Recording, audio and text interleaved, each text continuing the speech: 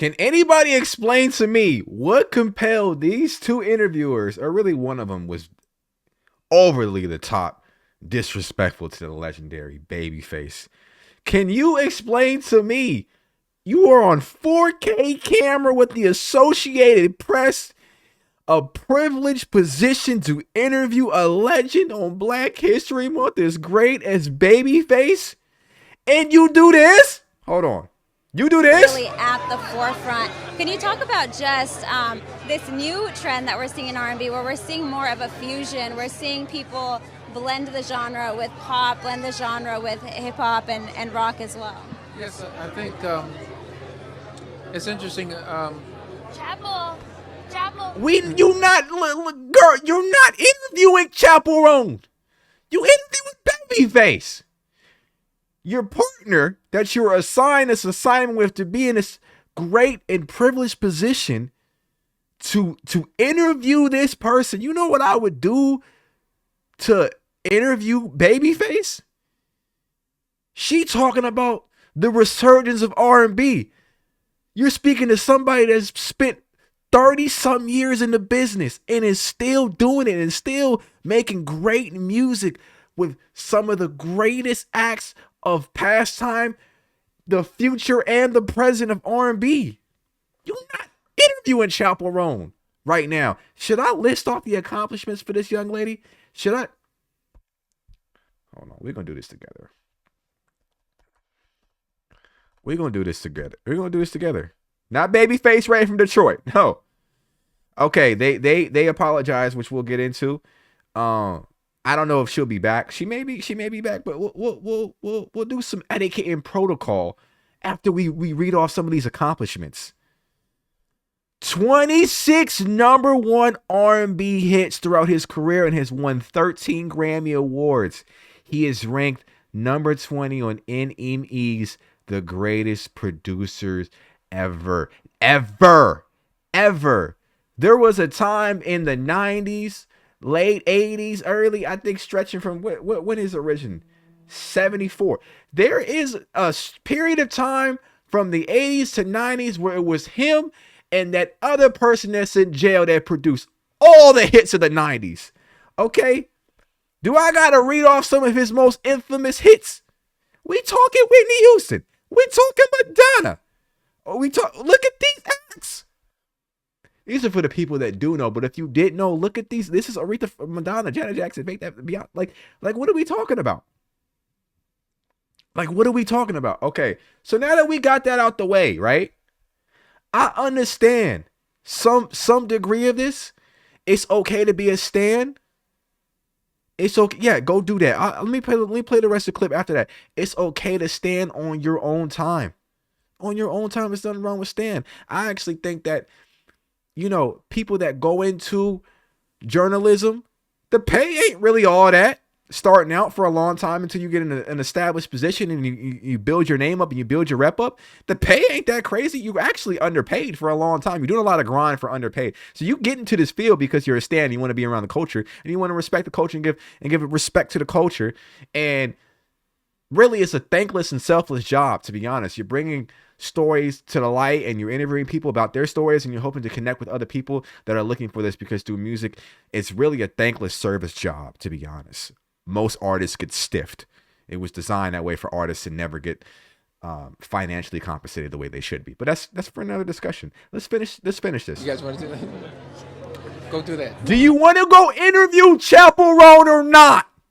Go do that. Okay? Now, this young lady is probably embarrassed. Has to be embarrassed. Like I said, there's nothing wrong with interviewing with Chaperone. There's nothing wrong with fanning out for Chaperone. Not while you're at work and you're interviewing an established legendary artist like Babyface. Not when you're doing that. Now, let's read the apology. I'm interested to see what happened with the Associated Press. I want to read this. An Associated Press reporter is apologizing. Bro, I don't know. Get this out of my face. An Associated Press reporter is apologizing after a gaffe on Sunday's Grammys red carpet. Leslie Ambrose, alongside Krista Faria, greeted Kenneth Babyface Edmonds, legend, capital L, During AP's live red carpet show, by calling him a legend, they discussed how the fires that have ravaged Los Angeles have brought the community together, and how music helped the multi-Grammy-winning talent process his emotions. But when Ambrose asked Edmonds about the rising trend of artists bending genres with their music, her co-host Faria began screaming at Chaperone to get her attention. Babyface, seemingly defeated, encourages the reporters to go do that, because you should. Don't disrespect me like that. I've done too much in this industry. I've done too much for the people. If you want to go do that, I'm not begging for your attention. Go do that. I respect the king. I respect the OG. I respect the legend.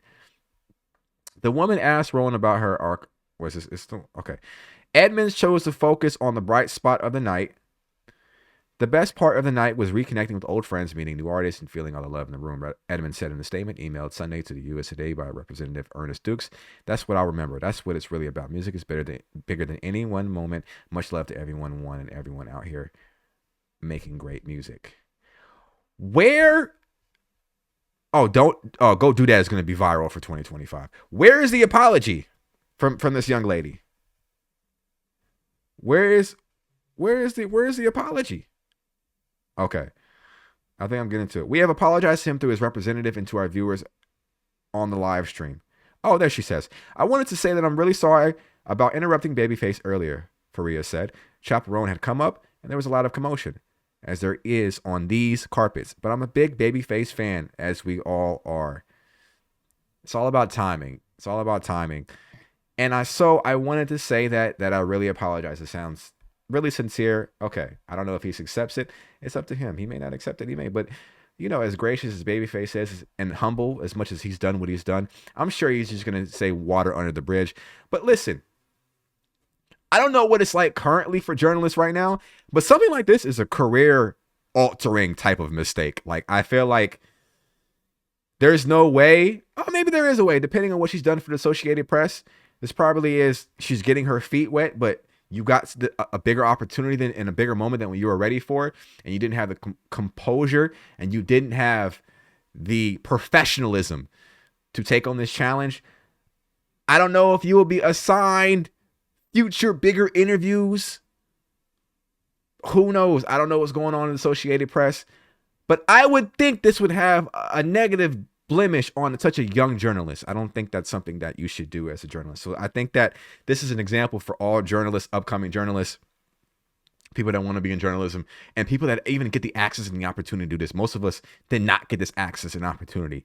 A lot of us went to YouTube like me. A lot of us went to YouTube. You know how much I would give to be able to interview a legend like Babyface?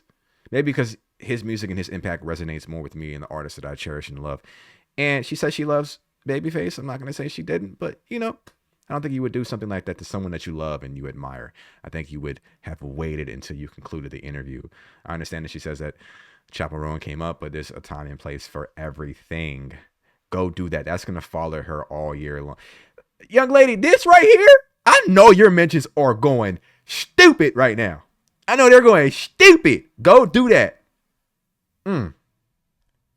Babyface was beyond gracious, because what he should have said, let me see that. Oh yeah, and for the girl backstage, make it perfectly clear. Never mind who you thought I was. I'm Rick James, bitch. Legendary. That he should have said that. He should have went with that, and nobody would have been mad at that. But I just wanted to see if this was really like what she did. You scroll across your timeline trying to figure out if that was misinformation, that was Elon Musk doing rage baiting to get me all involved. I'm having a peaceful time watching. I dismissed my radar. I just got around to it, and this is real. But this is a message to all journalists. Don't do that. Learn from other people, so you ain't got to go through that and lose your opportunity, have the doors closed on you, and then now you was a full-time position journalist, which is very hard to get. Now you're back at Target. Now you're back working at Target. Now you're back at H&M. Now you're back at H&M. Okay? Now you're back at H&M. That's all I got. That's crazy. That's all I got. You let me know in the comment box down below. Should we disrespect our legends or not? That's rhetorical. But should you have, maybe you feel like out with the old, in with the, maybe you feel that way. You're wrong on Black History Month. Shame on you. Shame on you to do that. Shame. I'm out of here.